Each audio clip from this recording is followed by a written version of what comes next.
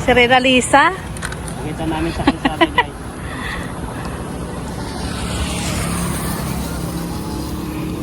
Punta ka na.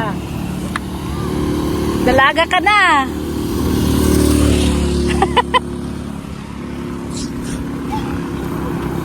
Ano, kamusta? Wala kayong paso?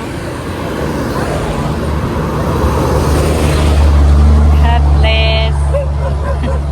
Yan, Yan kamusta? Yan ka pa rin nakatira? Dalaga ka na. Dalagin mo na.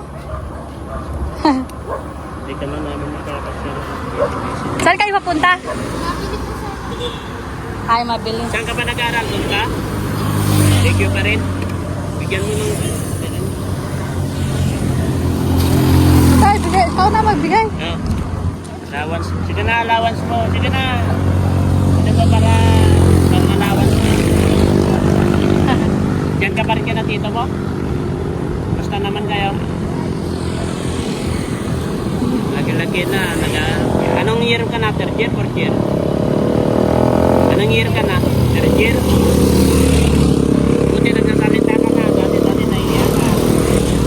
Sabi ko nakita namin na pumunta kami doon sa Tigbinan. Sa Tigbinan, yung bulag na tinutunan namin. Ano yung galing? Ano ka dyan? Ano tawag pinsan mo?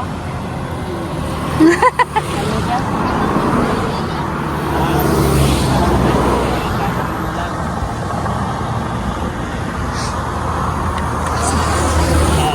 Mauwi na kami.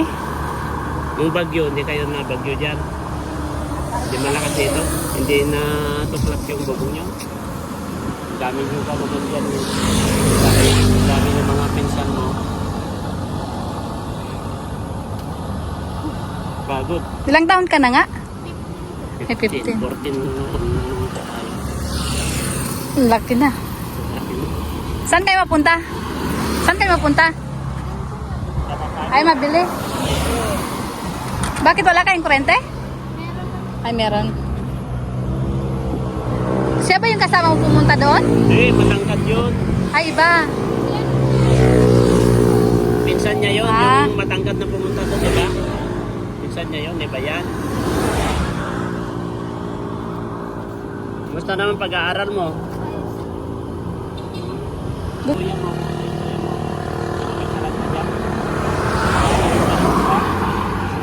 Tarakali? Hindi ka pinapasyalan. Asawa na? Asawa na yung kuya mo? Wala pa? Meron na yata? Bakit di mo alam? Nagtetext sa'yo? Pero naman, di ka man lang pa mapasyalan. Tagal na nun. Di ka man lang pinumusta nung kung kumusta ka itong bagyo. Ano bibilhin nyo? Ah, French fries. Okay, merenda. May merienda. Saan kayo? Saan dyan? Hindi naman na ano yung bubong niyo, hindi naman natuklap. Ay, nasira yung bubong. CR. CR Bubong na, na pala. ay, CR. Ay, sugit sa likod ko. Bukas. Hindi. 1 week din ang ano nyo? Bakasyon? Ay. Kaya nga. Buti nakilala mo pa kami. Hindi? Nakilala? Sino? Ay, yung nakapayong? Ah. Nakilala kami? Kasi nakilala ka namin ko si Rian Lisa yun. Kaya sabi ko. Nakilala ka namin ay. Sabi ko siya yun. Ayun o, manikin o. Ang sama ng tingin.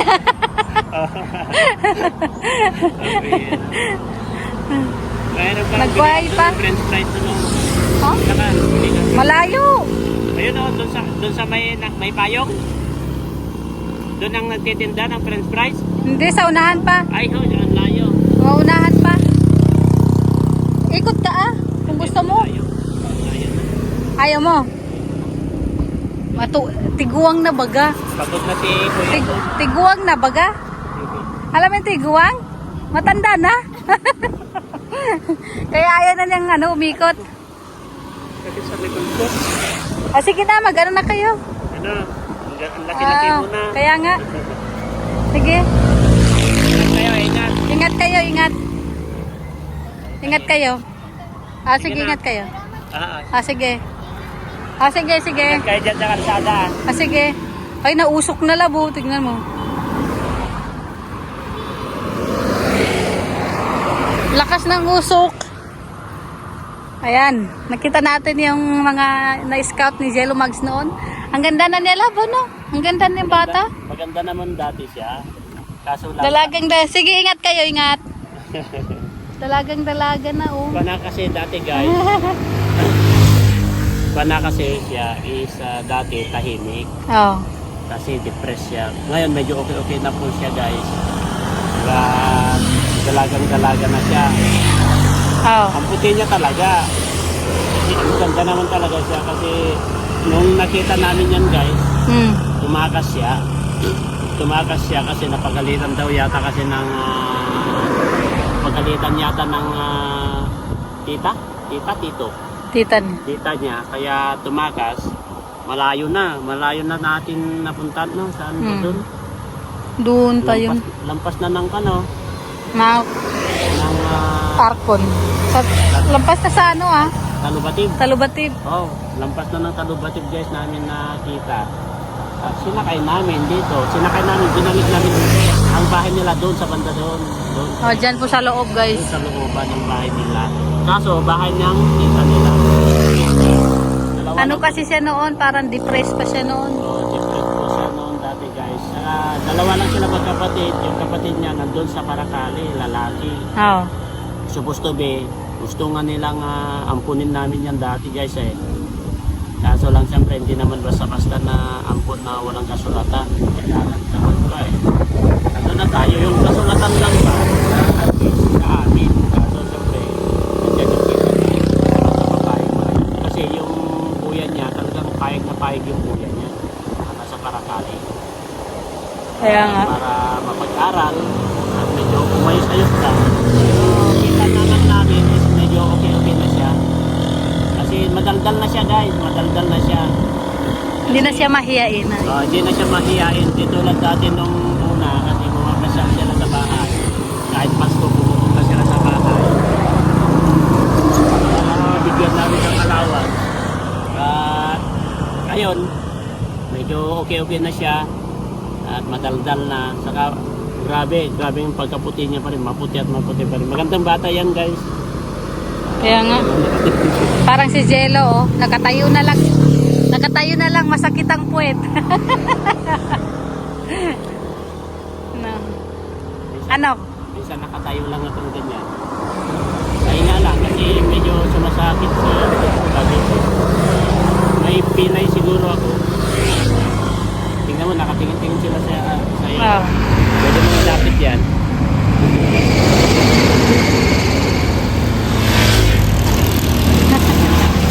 Nagkakaway? Nagkakaway, oh. Ano, tara na? Tara na.